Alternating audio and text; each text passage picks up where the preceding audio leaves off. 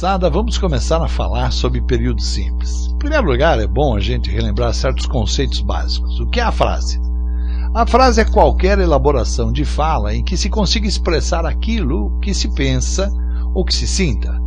Por exemplo, eu digo fora daqui, você entendeu o que eu quero. Ao longe vê-se um cavaleiro solitário.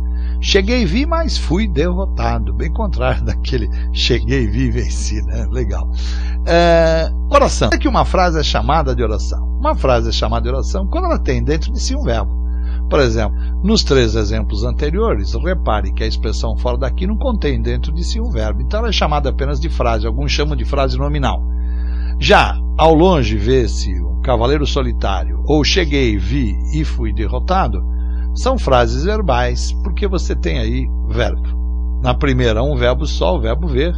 Na segunda, 3 verbos, o verbo chegar, o verbo ver e a locução fui derrotado. Bacana, né? O que mais você pode guardar? Chamamos de período simples ou oração absoluta quando, aí sim, você tem apenas um único verbo.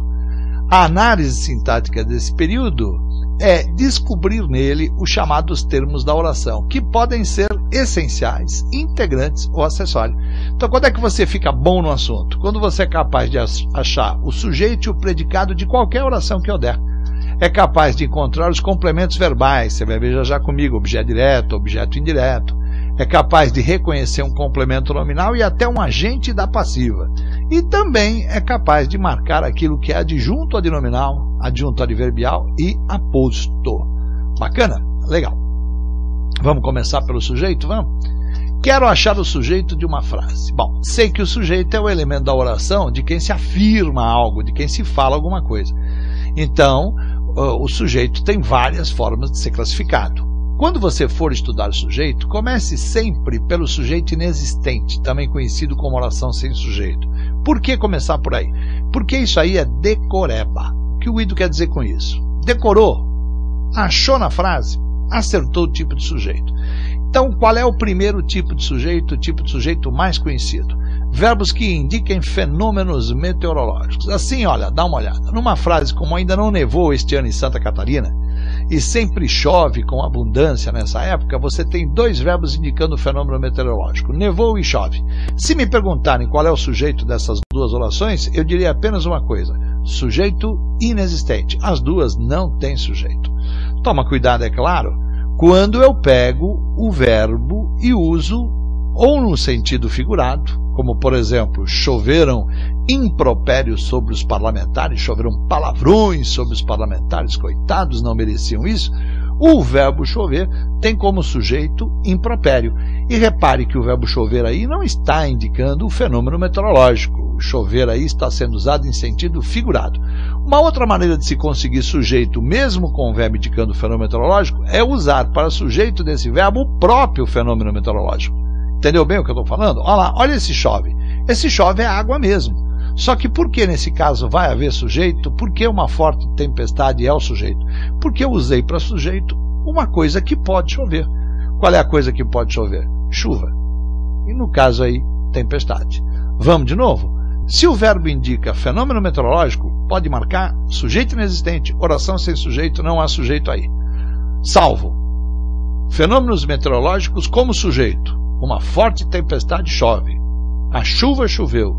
Ou um sentido figurado. Choveu pau e pedra, choveram impropérios, choveram sapatos na cabeça do juiz. Tá bom, gente? Legal.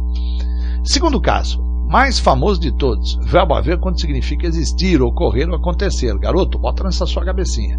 Toda vez que você vir o verbo haver significando existir, ocorrer ou acontecer, ele não tem sujeito.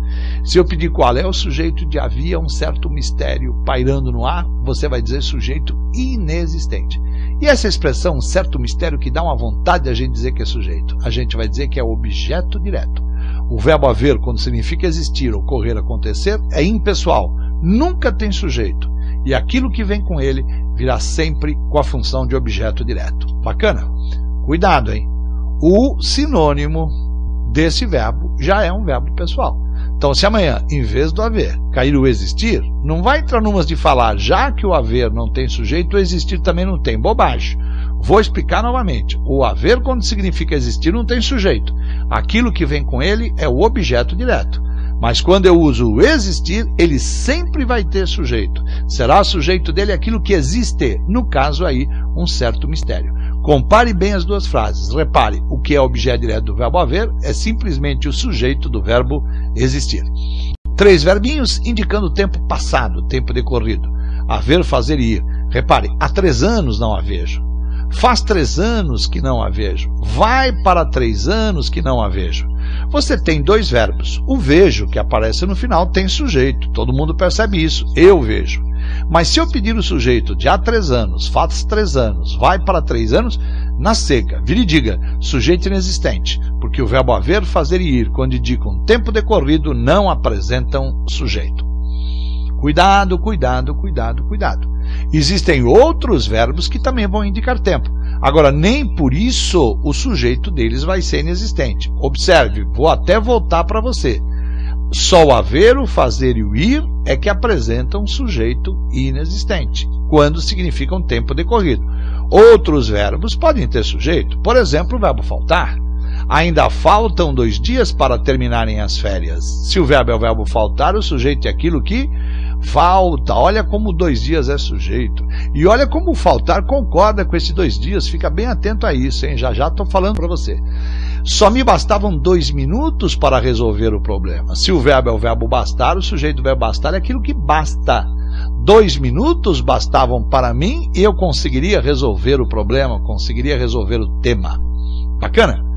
Cuidado com esses 3 verbos que eu estou falando agora. O dar, o suar e o bater.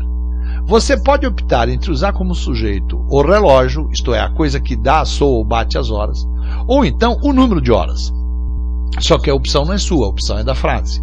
Ué, e como é que você vai saber quando um vai ser sujeito ou o outro vai ser sujeito? Muito fácil. Primeira coisa que você faz é olhar sempre a palavra relógio. Quando a palavra relógio está sem preposição, que é o caso dessa frase, ainda não deu 2 horas o relógio funciona como sujeito da frase.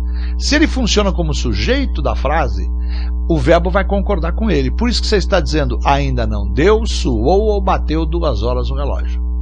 Agora, quando eu olho para o relógio, como na última frase, ainda não deram, suaram ou bateram 2 horas no relógio, e vejo que o relógio está com preposição, claro que está, no relógio, no é mistura de em mais o, aí ele não pode mais ser sujeito. Ué, cara, então quem é que vai ser sujeito? Se o relógio não vai ser sujeito, você vai usar como sujeito o número de horas. Por isso que eu estou dizendo, ainda não deram, suaram e bateram, porque o sujeito aí são 2 horas. Começou a entender? Então vamos repetir. São 3 verbos que sempre vão ter sujeito quando mexe com ideia de tempo. O dar, suar e bater. Quem é que você escolhe preferencialmente para ser sujeito deles? O relógio? O sino da igreja? Legal? O carrilhão? Aquilo que está marcando a hora. Esse aquilo que está marcando a hora será sujeito se estiver sem preposição. O relógio deu, o relógio soou, o relógio bateu. O sino deu, o sino soou, o sino bateu. Agora, quando a palavra relógio está com preposição, como por exemplo no relógio, aí não tem mais jeito, sujeito serão as horas e você vai fazer a concordância com ela. Bacana? Legal. Mais um caso para você guardar é tudo decoreba. Ser, estar e fazer, indicando o tempo, agora meteorológico, tá? Eu digo, ainda é muito cedo para irmos embora. Nossa, como faz frio por aqui, hein, gente? Estava muito frio naquela tarde de outono. Se alguém perguntar qual é o sujeito de é muito cedo, de como faz frio e estava muito frio, você vai dizer sujeito inexistente, oração sem sujeito.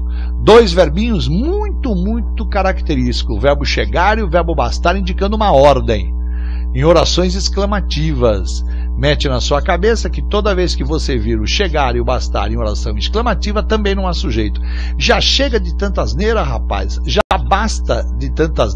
Sempre que você tiver chegar e bastar em oração exclamativa, não há sujeito. E também não haverá sujeito se você tiver o verbo passar, indicando o tempo decorrido. Só que não pode esquecer, ele tem que estar acompanhado da preposição de.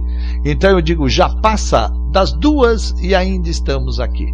Já passa das 2 e ainda estamos aqui. Se eu perguntar o sujeito do passa, não do estamos. O sujeito do estamos somos nós. Todo mundo percebe isso. Eu quero o sujeito do passa. Se eu pedir para você o sujeito do passa, você vai dizer que o verbo passar tem sujeito inexistente. Tá bom para você, querido? Então vamos em frente. Cuidado só com uma coisinha. Se eu tirar a preposição do verbo passar, aí ele passa a ser um verbo pessoal. O que eu quero dizer com isso? Ele passa a ter sujeito. Repare, na frase anterior, já passa das 2, não há sujeito. Porém, já passaram 2 horas do crime, cadê a preposição de? Está aí? Não. Então o sujeito passa a ser 2 horas e olha como o verbo está concordando com ele de maneira perfeita, perfeita, perfeita. Bacana? Então vamos nessa. Último caso, verbo ser indicando data, horário e distância. Se eu chegar para você e disser, escuta, conta para mim, qual é o sujeito de hoje? É dia 25 de julho. Qual é o sujeito de são 3 horas da tarde? Qual é o sujeito de daqui à fazenda são 10 quilômetros? Não tenha medo, não titubeie. Verbo ser, indicou data, indicou horário ou indicou distância, ele nunca vai ter sujeito. O sujeito dele é inexistente. Bacana? Agora faça os exercícios e confira o gabarito.